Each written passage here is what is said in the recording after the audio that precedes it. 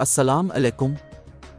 हफ्तों से जारी निचली सतह का झगड़ा बुध को इस वक्त बड़े पैमाने पर आतिशफिशा में फट गया जब सदर डॉक्टर आरिफ अलवी ने ऐवान सदर की तरफ से इलेक्शन कमीशन ऑफ पाकिस्तान को लिखे गए खत में मुल्क भर में इंतखाबात के इंतजामात के लिए 6 नवंबर को मुकर्रर किया। ECP के ऐवान सदर को लिखे गए पिछले खत के जवाब में डॉक्टर अलवी ने इंतखाबी निगरां इदारे को वाज़े तौर पर बताया कि आइन के आर्टिकल 48(5) ने उन्हें असेंबलियों की तहलील की तारीख से 90 दिन बाद की तारीख मुकर्रर करने का इख्तियार दिया है। असेंबली के आम इंतखाबात, सदर ने जोर देकर कहा कि 9 अगस्त को इस वक्त के वज़ीर आज़म शहबाज शरीफ के मशवरे पर उन्हें कौमी असेंबली तहलील कर दी गई थी और वो अगले इंतखाबात की तारीख का इंतखाब करने के मजाज अथॉरिटी थे।